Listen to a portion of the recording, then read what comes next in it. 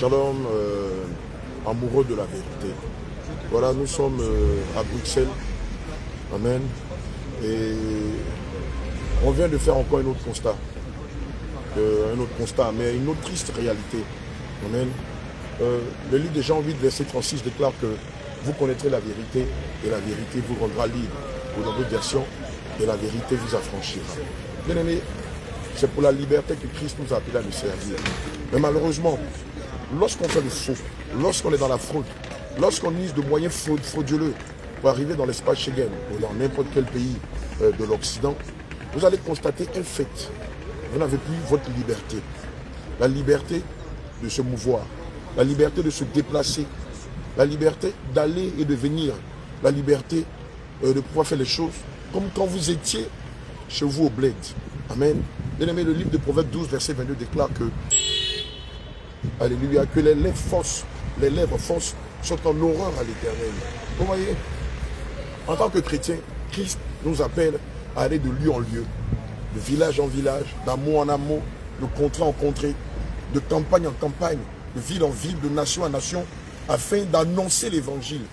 Mais lorsque vous, chrétiens, vous venez dans le faux, vous venez sur la base d'une usurpation d'identité, vous venez sur la base de fausses déclarations. Lorsque vous venez sur la base de faux documents, mais malheureusement, vous n'avez plus cette liberté-là. Alléluia. Vous n'avez plus cette liberté. Du coup, vous êtes confiné.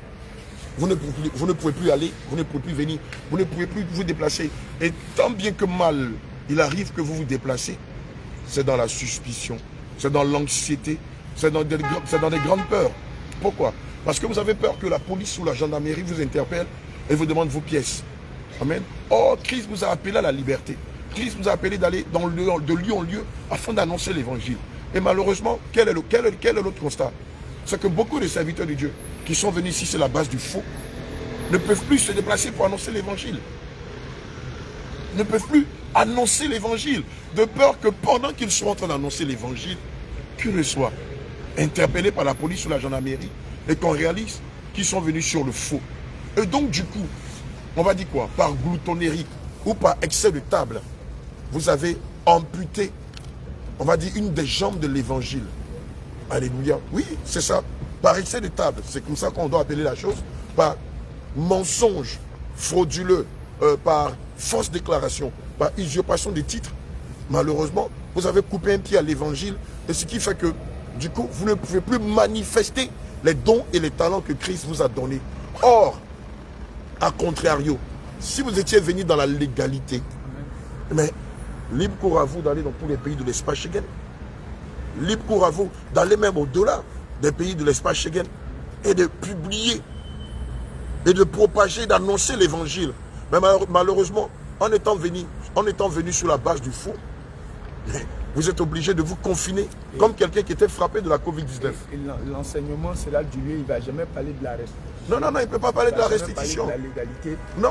Moi, je regarde que l'apôtre Paul, quand même qu'il était juif de naissance, mais il avait des documents romains. Tout à fait. Et c'est pourquoi l'apôtre Paul, lorsqu'il voyageait, il a dit même que est-ce qu'il était permis de frapper un citoyen romain? Tout à fait. Parce qu'il avait des documents. Le Seigneur n'est pas contre le fait que, en tant que ministre de Dieu, tu aies des documents d'un autre pays, mais dans la légalité. Et c'est ce qui va te permettre de te déplacer facilement. Tout à fait. Parce qu'à chaque fois que tu auras des soucis, ils diront que eux-mêmes, parce que le diable va utiliser ces accusations pour dire, mais toi tu prétends être serviteur de Dieu, tu n'es pas dans la légalité. Tu es dans la fraude, tu es dans le mensonge, tu es dans la fausse identité. Alléluia. Mais, homme de Dieu, explique-nous un peu que le témoignage que vous avez vécu à la gare de bus, quand on partait quand nous sommes arrivés à Bordeaux, étant à Bordeaux, à Toulouse, on partait maintenant pour Bordeaux, arrivé à la gare, des officiers de police sont arrivés. De nulle part. De nulle part. Des officiers de police. Et ils sont venus 2 en civil et 2 en treillis. Et les 2 en civil sont venus, ils sont vite arrivés avant les 2 en treillis. Et lorsqu'ils sont arrivés, c'est comme si nous prenions un sandwich. Si on essayait de fuir, ceux du côté droit. Du côté droit nous arrêtaient. Si on essayait de fuir l'autre côté, ceux du côté gauche aussi. Côté gauche nous arrêtaient. Et il y avait la fourgonnette aussi. Il y avait la fourgonnette qui était déjà de police, hein. De police. La fourgonnette de police. De police. Et étant assis, on ne s'inquiétait de rien. Ils sont venus et nous ont demandé des documents. Et imaginons qu'on était dans la légalité, dans l'illégalité. On n'avait pas de documents. Ils allaient nous prendre, Bien nous sûr. mettre dedans. Bien sûr. Et Frère. ils ont vérifié, c'est lorsqu'ils ont vérifié que les passeports étaient choses à jour, tout était en règle. Et ils sont partis Tout à fait. Et quand, bien aimé, quand on remarque que quand la personne n'est pas dans la légalité, il a des documents faux. Quand il marche, à peine, même s'il a la quiétude du cœur, il n'est pas en paix. Il est dans l'anxiété. Il réfléchit. Il est dans le doute. Il est dans la peur. Alléluia. Malheureusement, frère, serviteur de Dieu, malheureusement, vous l'avez constaté vous-même. Quoi que vous étiez venu avec ce zèle-là, avec ces dons et ces talents que le Seigneur vous a donnés, mais puisque vous êtes venu frauduleusement en Europe, malheureusement, vous avez tué une partie des dons et des talents que le Seigneur vous a donnés. Et comme je le disais tout à l'heure, ça fait que vous ne pouvez même pas sortir pour évangéliser. Parce que quelqu'un qui est dans le faux, quelqu'un qui a fait de faux papiers, parce qu'il peut aller dans la rue, crier et répentez-vous. Mais votre conscience même vous condamne. Le diable même se moque de vous. Parce que tout ce que vous avez fait à la base est frauduleux. Or, Christ, comme je le disais en Proverbe 12, au verset 22, déclare que les lèvres fausses sont en horreur à l'Éternel. Bien-aimé, c'est l'occasion pour toi de te repentir sincèrement. Amen. Et de rappeler que Christ appelle à ton premier zèle, à ton premier amour. C'est l'occasion pour toi de réaliser que, malheureusement, tu as tué l'œuvre ou la mission régalienne pour laquelle le Seigneur t'avait appelé. Alléluia. Gloire à Jésus. Amen. C'est l'occasion pour toi de sincèrement te repentir. Et s'il a lieu, rencontrer les services compétents qui vont t'aider à réguler les choses, à remettre de l'ordre dans ta vie, à faire la restitution s'il est possible. Parce que tu ne peux pas rester ici.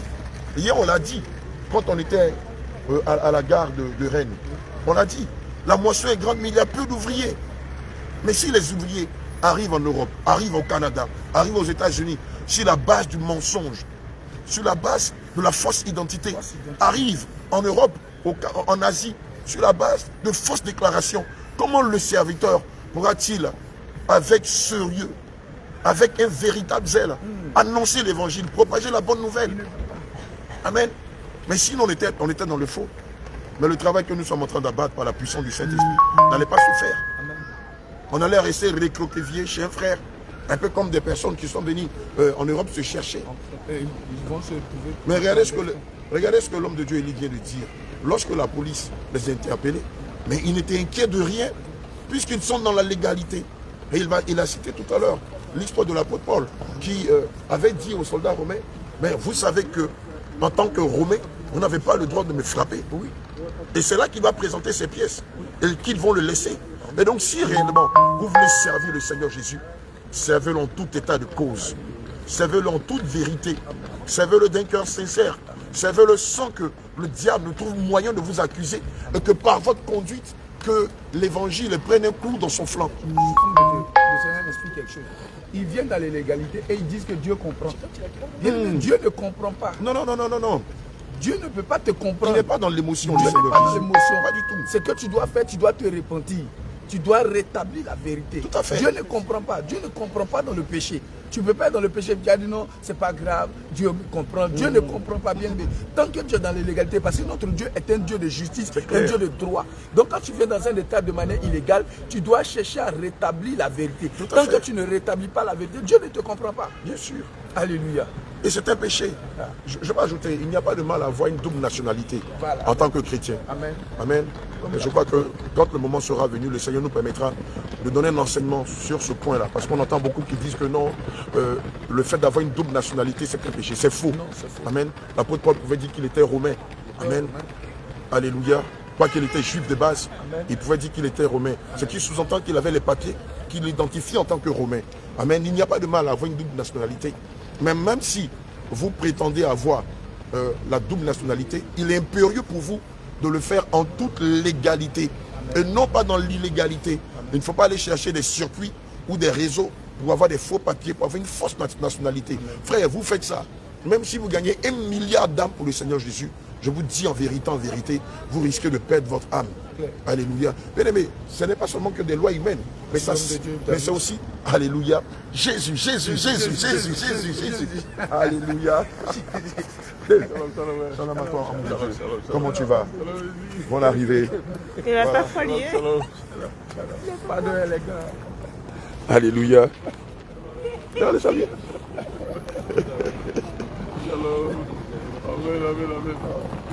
Alléluia. Mettez un peu l'écran là, c'est un peu fou. Alléluia. On est en train d'expliquer que naturellement, tout chrétien qui vient de se chercher, que ce soit en Europe, au Canada ou aux États-Unis, doit veiller à venir dans la légalité. Parce que quand il vient dans l'illégalité, il donne un coup de massue à l'évangile, parce que du coup, ils ne peuvent pas être libres d'annoncer l'évangile.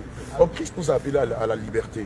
Alléluia. Donc on est en train de vraiment d'interpeller, d'exhorter nos frères, tous ces frères, tous ces servants de Dieu qui sont venus en Europe, mais malheureusement avec des faux documents, avec des fausses déclarations, qui malheureusement ne peuvent pas sortir pour annoncer l'évangile de peur qu'ils ne se fassent arrêter.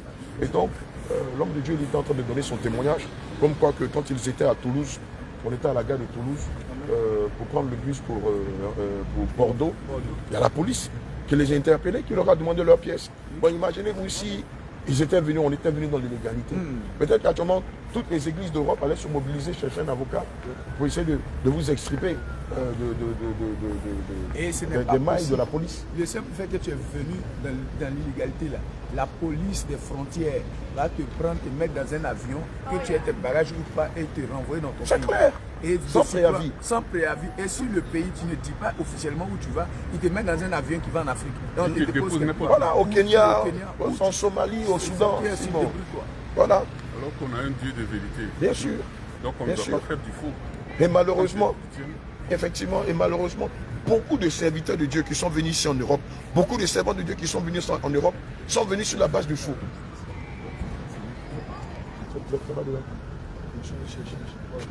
T'as demandé? C'est quoi? C'est quoi? Alléluia.